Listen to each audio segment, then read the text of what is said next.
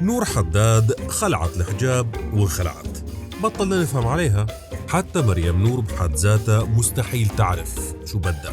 يا عار العالم وين وصلت، ما بتستاهل. الحمار أحلى منك وهول كتب أحلى منك. لسانها طويل اسم الله عليها، وقال ما حدا بيسترجع لك معه. قلت له مع غيري بينعلق، مع غيري بينعلق أكيد.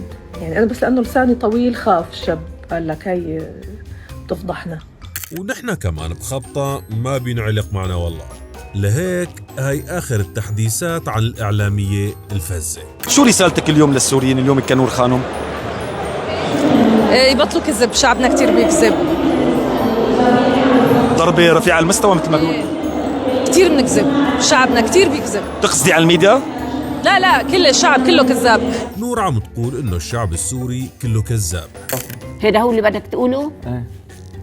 هيدا مستويك انت، دون مستوى الحيوانات كلها. ليرد عليها أحدهم أن التعميم لغة الجهلاء، ويقول آخر إن الإعلامي لا يجب أن يعمم تحت أي ظرف. بس ليش نور شايفة إنه الشعب السوري كله كذاب؟ يقول أحد الفلاسفة أن نور قد تكون هي كذابة بحد ذاتها. شوفوا هون مثلا شو عم تحكي عن الحجاب. مع انه الحجاب يعني والاعلام ما بيزبطوا مع بعض، والبنت يعني اذا محجبك بيكون طريقه صعب، ومن هذا الكلام كثير بسمعه. وفي لك على شغله انه البنت اللي محجبه، انا بشوف انه لا، حجابي كمجتمع نحن سوري ويلقى قبول، ممكن يعني حتى الجماهيريه تبعيته اكثر. هلا ما معناته انه عم بستخدم حجابي. وهون شو عم تحكي؟ بالنسبه لي بصراحه الحجاب لا يعني لي شيء ابدا.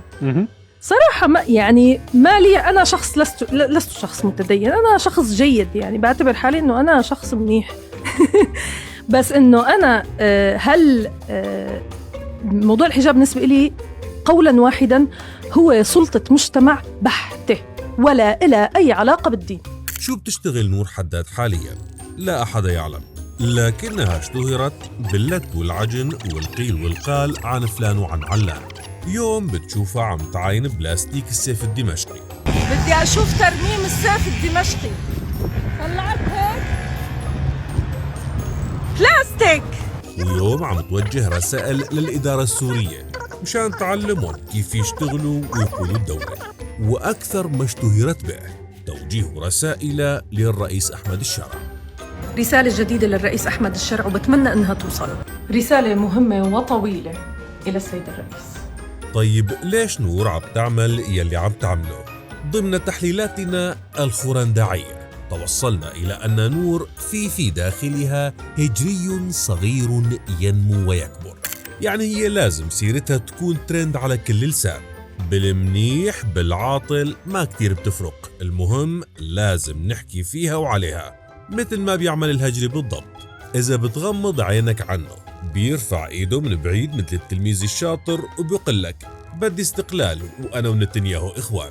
ماشي يا شاطر، عود. اليوم نعرف شو مصلحتي، ما في عندنا عاد امكانيه لشيء نحن نفاوض فيه الا استقلاليه، ما في مجال.